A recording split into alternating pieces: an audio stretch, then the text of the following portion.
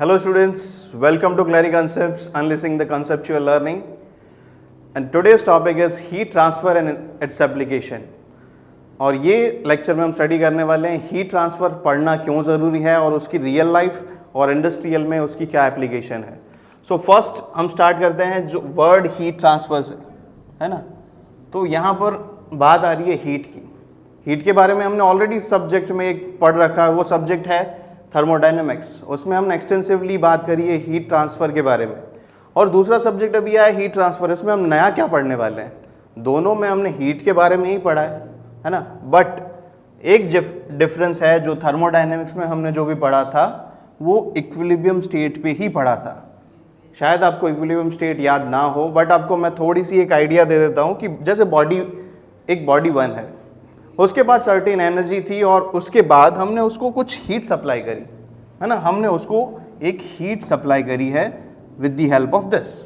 सो उसकी वजह से क्या हुआ, ये बॉडी की एनर्जी बढ़ गई बिकॉज ऑफ दिस हीट. ठीक है, तो यहाँ पर हमने क्या बात करी, this is equilibrium state one and after certain heat it got new equilibrium position, है ना. तो यहाँ पर सिर्फ हमने इक्विलिब्रियम स्टेट की बात करी, तो इसमें जो था बस यही तक था. ठीक है, इसमें और आगे कुछ नहीं था. हमने वही चीज़ स्टडी करी है थर्मोडायनेमिक्स में. अभी हम एक केस स्टडी से लेकर समझते हैं कि ये दोनों में डिफरेंस क्या है. तो जैसे कि एक टेबल है और टेबल के ऊपर एक कॉफ़ी है. तो ये एक बंदा है और जिसको डाउट है कि अभी ये जो कॉफ़ी है उसके साथ क्या होगा एटमॉस्फेयर में, है ना. Sir can you please tell me what will happen with this hot cup of coffee placed on table. तो एक थर्मोडायनेमिक्स के प्रोफेसर है जो बता रहे हैं, yes dear there will be a energy transfer between cup of coffee and atmosphere and also heat will be transferred from cup of coffee to the atmosphere, है ना. तो यहाँ पर ये स्टेटमेंट में मुझे क्या चीज़ दिख रही है, पहला कि प्रोसेस होगी या नहीं. There will be a heat transfer between coffee and atmosphere. Okay, that means the process will happen. दूसरी चीज़ कि कहाँ से कहाँ होगी, एटमॉस्फेयर से कप में होगी या कप से एटमॉस्फेयर में होगी, वो भी ये प्रोफेसर ने बता दिया. तो ये थर्मोडायनेमिक्स हमें बताता है and that is with the first, second and third law and zeroth law of thermodynamics, है ना. ये जो फंडामेंटल लॉज है उसके ऊपर से ये सारी चीज़ें बता सकती है. और ये अभी भी उसको मज़ा नहीं आया, उसको और जानना था. तो व्हाट एल्स. सो ये प्रोफेसर ये भी बता सकते हैं कि 1200 जूल ऑफ एनर्जी ट्रांसफर होगा, है ना. This is the amount of heat that will be और the energy that will be transferred between the cup of coffee and atmosphere. Okay fine, no problem in this. But ये अभी भी satisfied नहीं है, वो बोल रहा है और बताओ. तो नेक्स्ट इज, बस इसको इतना ही पता था thermodynamics, that's all I can tell you. अभी हम उसका थोड़ा एक देख लेते हैं कि थर्मोडायनेमिक्स ने हमें क्या क्या बताया. फर्स्ट, प्रोसेस विल हैपन और नॉट, प्रोसेस होगी या नहीं. How much energy will be transferred. Next is in which direction process will happen, right. तो ये सारी चीज़ें थर्मोडायनेमिक्स हमें बता सकता है by the fundamental laws. But again एक जो हीट ट्रांसफर है, जो चीज़ें बता सकता है वो थर्मोडायनेमिक्स नहीं बता सकता. जैसे कि ये कुछ बोलना चाह रहा है तो ये बोल रहा है ठीक है, मुझे और भी जानना है. तो right now heat is being transfer at the rate of 2 joule per second. Here they talked about rate. In 12 minutes there will be equilibrium between the system and surrounding. Here the system is coffee and surrounding is atmosphere. तो इतनी सारी चीज़ें बता दी, ये बढ़िया था, है ना. यहाँ से उसको मज़ा आया, ठीक है. और वो अभी भी नहीं सुधरा है, और भी उसको जानना है. तो वो और एक चीज़ ये भी बता सकता है कि temperature of cup of coffee in between any time. आप कोई भी एक टाइम बोल दो कि इतने टाइम पर ये प्रोसेस स्टार्ट हुई और after certain time, let's say 2 minute 3 minute, coffee का टेम्परेचर क्या होगा, कप का टेम्परेचर क्या होगा, ये हीट ट्रांसफ़र बता सकता है, जो थर्मोडायनेमिक्स नहीं बता सकता है. इसीलिए हीट ट्रांसफ़र पढ़ना ज़रूरी है, ठीक है. और बस कर, अब रुलाएगा क्या, ठीक है. नेक्स्ट, अभी मैं थोड़ा ये कंक्लूड करना चाहता हूं कि हीट ट्रांसफर ने मुझे क्या समझाया. First, at what rate heat will process, है ना, ये कौन सी रेट से प्रोसेस होगी. Then after what time process will end, ये प्रोसेस स्टार्ट हो गई है, वो एंड कब होगी? Then temperature of body in between the process, है ना। तो इतनी सारी चीज़ें जो है वो हीट ट्रांसफ़र बता सकता है, जो थर्मोडायनेमिक्स में पॉसिबल नहीं है ना।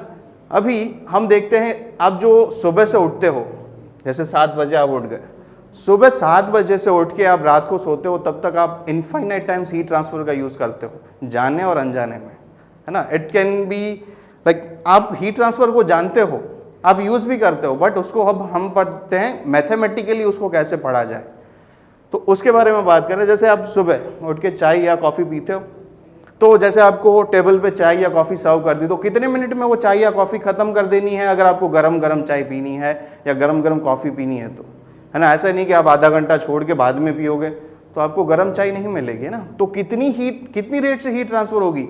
तो बोल रहे हैं कि 3 मिनट में चाय ख़त्म हो जानी चाहिए, है ना। अगर 3 मिनट के बाद आप चाय पियोगे, नॉट वर्थ।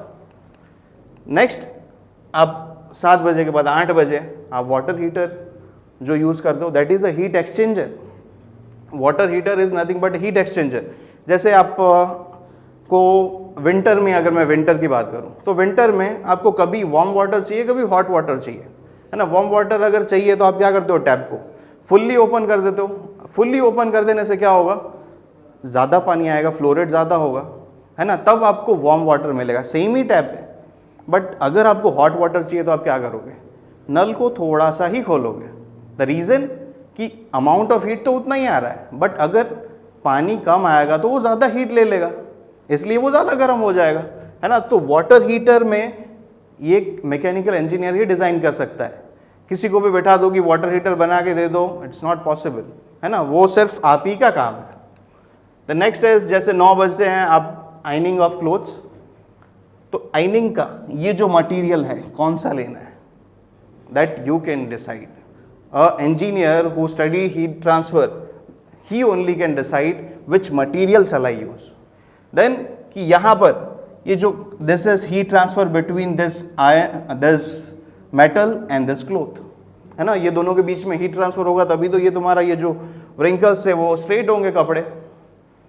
दूसरा कि जैसे आप 10 बजे कार में जा रहे हो, तो कार में तो बहुत सारी एप्लीकेशन है हीट ट्रांसफर रिलेटेड, बट अगर मैं उसको उसमें से थोड़ी सी अगर मैं बाहर लाना चाहूँ, तो यहाँ पर इंजन है, तो इंजन में क्या हो रही है, प्रोसेस हो रही है ना, जहाँ पर क्या हो रहा है, फ्यूल बर्न हो रहा है, उसकी वजह से ज़्यादा हीट जनरेट हो रही है, तो यहाँ से आपको हीट को कहीं निकालना पड़ेगा। फ्लू गैसेस होते हैं जो साइलेंसर से निकलते हैं, तो ये भी सारी एक हीट एक्सचेंजर की प्रोसेस है। हीट मतलब वो सिर्फ एक मैकेनिकल इंजीनियर हीट ट्रांसफ़र जिन्होंने पढ़ा है वही डिज़ाइन कर सकता है। एंड नॉट ओनली दैट, इसके अंदर जो आपकी एयर कंडीशनिंग सिस्टम होती है जिसके बिना आप रह ही नहीं सकते, है ना, तो ये डिज़ाइन करने के लिए भी आपको हीट ट्रांसफ़र के फंडामेंटल्स पता हुए होने चाहिए, है ना। कितना एसी चाहिए, अच्छी कार है तो उसमें तुरंत ठंडा हो जाता है, अगर बहुत पुरानी कार है, अच्छी कार नहीं है, उसका VCR साइकिल कहते हैं उसे, वेपर कंप्रेशन रेफ्रिजरेशन साइकिल, तो वो अगर सही नहीं है तो ये अच्छे से वर्क नहीं करेगा एयर कंडीशन, ठीक है। तो ये सारे में हीट ट्रांसफ़र की एप्लीकेशन है। जैसे कि नेक्स्ट, अगर आप खाना बना रहे हो, माइक्रोवेव, है ना, it's a huge application of heat transfer, है ना। माइक्रोवेव में आप कुछ नहीं कर रहे हो, सिर्फ यहाँ पर बीच में पिज़्ज़ा रख रहे हो या जो भी खाना है, राइस, आप सिर्फ वो चीज़ रख रहे हो, सिर्फ वहाँ पर रखने से और यहाँ पर बटन दबाने से पूरा कुकिंग हो रहा है ना। तो ये this is very nice thing to know, but अब ये डिज़ाइन कैसे करना है, दैट इज़ मोर इम्पॉर्टेंट, है ना। ये यूज़ तो हम कर लेंगे, बट कैसे डिज़ाइन करना है, that is more important. Next, उसके बाद जैसे कि आप लैपटॉप यूज़ करते हो, है ना, तो लैपटॉप में आप मान लो कि आपने बहुत एक्सटेंसिव गेमिंग खेलना है, तो अब जब गेम खेल रहे हो तो क्या आपको पता होगा कि बहुत ज़्यादा अगर गेम खेल ली तो वो आपका जो लैपटॉप है वो अभी बहुत गर्म हो जाता है ना। रीज़न कि यहाँ पर हीट ट्रांसफ़र हो रहा है। और ऐसा नहीं है कि आप जैसे सिंपल यूज़ कर रहे हो, है ना, आप कॉलेज का असाइनमेंट लिख रहे हो, तब ये लैपटॉप गर्म नहीं होता है। लैपटॉप को तब मज़ा आता है कि हाँ ये धीरे धीरे असाइनमेंट लिख रहा है, बट जब ये गेम खेलते हो तभी ये आप पे गर्म क्यों होता है ना। तो इसके अंदर जो माइक्रो प्रोसेसर होता है, सिलिकॉन होता है, तो कितना, अगर आप गेम खेल रहे हो तो ज़्यादा करंट विड्रॉ करेगा, आपकी बैटरी भी फटाफट ड्रेन होगी, तो ये सारी चीज़ें हीट ट्रांसफ़र से रिलेटेड है कि कितना, अगर इतना करंट वहाँ से निकलेगा तो कितना हीट ट्रांसफ़र का रिक्वायरमेंट है। नेक्स्ट, उसके बाद अगर मैं आपको बताना चाहूँ तो जैसे 5 बजे आप बीच पर जाते हो, है ना, बीच पर गए तो आपने एक चीज़ फील करी होगी, विंड की डायरेक्शन, उसे कहते हैं विंड करंट। अगर आप 5 बजे गए हो तो विंड की डायरेक्शन इधर से इधर होगी, बट सेम वहीं बीच पर आप 3 घंटे 4 घंटे बाद आओ, है ना, रात को 11 बजे आओ, तो एयर की डायरेक्शन और द विंड की डायरेक्शन, सॉरी, अभी ये डायरेक्शन कैसे पता चलती है, जैसे दिन में यहाँ पर टेम्परेचर मान लो कि 35 है, बट और दिन में जैसे ही सूरज स्टार्ट जैसे ही दिन में सूरज आता है तो क्या होता है कि यहाँ पर ज़मीन का टेम्परेचर बढ़ता है, बट वाटर का टेम्परेचर उतना नहीं बढ़ता। वो मान लेते हैं 28 है, तो वो दिन हो या रात, 28 से वो शायद 27.99 हो सकता है या 28.01 हो सकता है, उतना टेम्परेचर फ़र्क नहीं आता यहाँ पर। बट हमारी ज़मीन पर टेम्परेचर डिफरेंस काफ़ी आ जाता है। आपको ही पता है कि सुबह अगर उसका टेम्परेचर कभी 5 हो तो दोपहर को 30 भी हो सकता है, अगर वो ज़्यादा गर्मी हो तो वो 40 भी हो सकता है, 45 भी तक भी जा सकता है। तो जैसे मान लो अभी 35 है, यहाँ पर 28 है, तो विंड की डायरेक्शन क्या होती है, जहाँ पर टेम्परेचर कम है यहाँ पर टेम्परेचर कम है, यहाँ पर टेम्परेचर ज़्यादा है, तो डेंसिटी कहाँ पर ज़्यादा होगी, यहाँ पर डेंसिटी ज़्यादा होगी और यहाँ पर डेंसिटी आपकी कम होगी।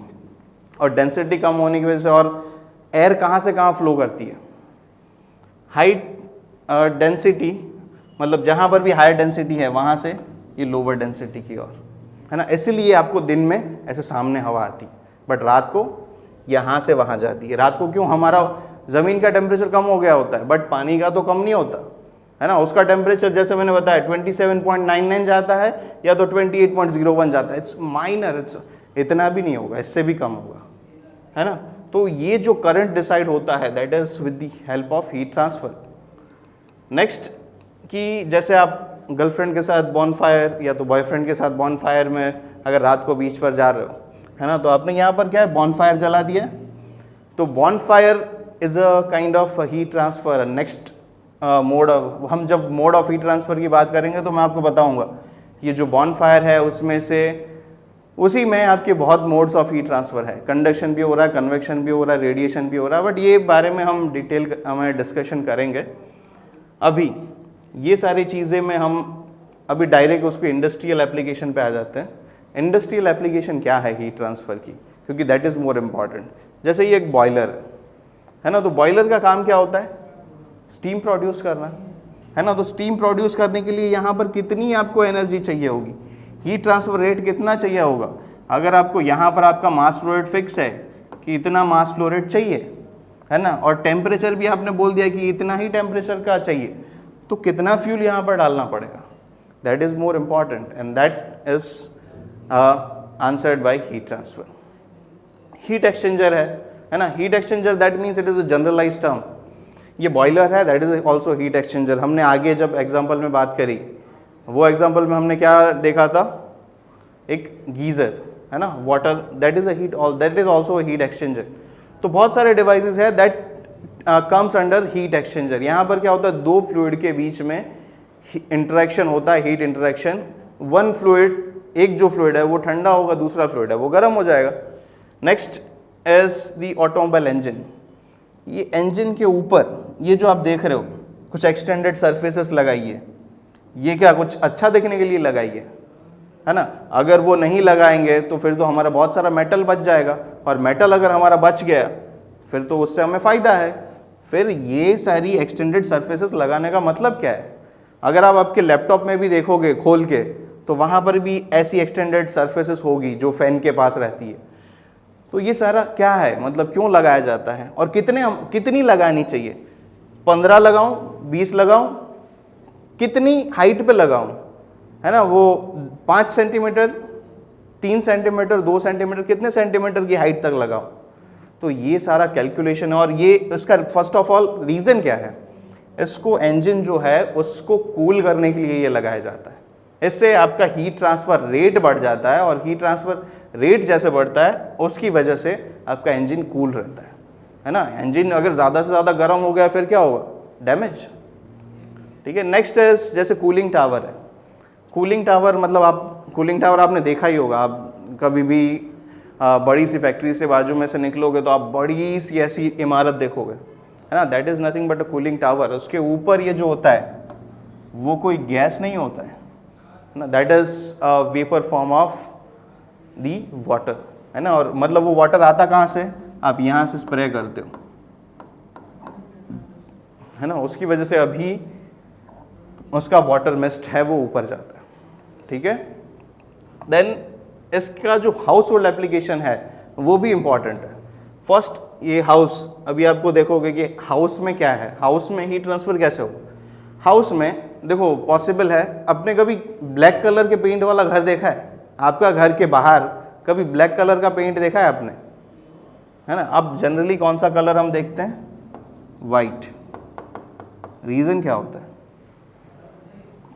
हम रेड क्यों, येलो क्यों, ब्लैक, जनरली ब्लैक क्यों नहीं लगाते हैं। फर्स्ट ऑफ ऑल यहाँ पर बात आती है हीट ट्रांसफ़र की, है ना, और वहाँ पर बात आती है रेडिएशन की, कि ब्लैक कलर है वो ज़्यादा से ज़्यादा एनर्जी अपने में खींच लेता है और उसका टेम्परेचर बढ़ा देता है ना। तो इसकी वजह से इस पे जो पेंट है वो जनरली वाइट कलर का या डल वाइट कलर का रखते हैं। देन माइक्रोवेव ओवन, ये हमने ऑलरेडी डिस्कस कर लिया है। Then fan is also heat exchanger, है ना। वहाँ पर क्या करते हैं, पीछे से जो एयर होती है उसको वो आगे ब्लो करवाता है, और उसकी वजह से क्या होता है, आगे जो जैसे कि चाय आपने रख दी है तो चाय ठंडी हो जा रही है ना, तो that is a kind of forced convection. Next अगर उसमें अगर देखा जाए तो एयर कंडीशनिंग सिस्टम, अगर वो डिज़ाइन करनी है तो ये जैसे मैंने आपको कार में बताया था, तो ये डिज़ाइन करने के लिए आपको हीट ट्रांसफ़र स्टडी करना बहुत ज़रूरी है। जैसे आप 10 बाई 10 के रूम में रह रहे हो तो कितने टन का एसी, आपने ये टन सुना होगा, है ना, कि 1.5 टन का एसी चाहिए, 2 टन का चाहिए, 3 टन का चाहिए। अब ऐसा नहीं चलो बहुत सस्ता है ये सस्ता वाला 0.5 टन का लगा दो, ऐसा नहीं है। ये एक पूरा कैलकुलेशन होता है कि इतना अगर आपका एरिया है तो इसके एरिया में आपको ये साइज़ का ही एयर कंडीशनिंग सिस्टम रखना चाहिए फॉर ऑप्टिमाइजेशन। फिर आपका हेयर ड्रायर है ना, तो हेयर ड्रायर जो है वो उसमें से कितनी एयर ब्लो होनी चाहिए, कितने टेम्परेचर पे ब्लो होनी चाहिए, तो ये सारा स्टडी आता है, that comes under heat transfer. Okay, अभी हम बात कर लेते हैं कि इसके लिए अच्छी बुक्स कौन सी है। तो अगर आपको फंडामेंटल स्टडी करना है और न्यूमेरिकल प्रैक्टिस करनी है तो by R.K. Rajput, heat and mass transfer, ये एक अच्छी बुक है, इसमें न्यूमेरिकल्स भी इनफ है। बट अगर उसको आपको फंडामेंटली समझना है, आपको रियल लाइफ के साथ उसको रिलेट करना है, तो Yunus Cengel and Incropera, this are 2 very very very good books, है ना। अगर आपको कॉन्सेप्चुअली समझना है, रियल लाइफ एग्जाम्पल देखने हैं, तो यहाँ पर आपको अच्छे अच्छे रियल लाइफ एग्जाम्पल मिल जाएंगे जो आपका इंटरेस्ट क्रिएट करेंगे हीट ट्रांसफ़र। ठीक है, thank you, and for more lectures just visit claryconcepts.com। ठीक है, और अगर आपकी जो भी क्वेरी है आप कमेंट सेक्शन में हमें बता सकते हो। Thank you so much.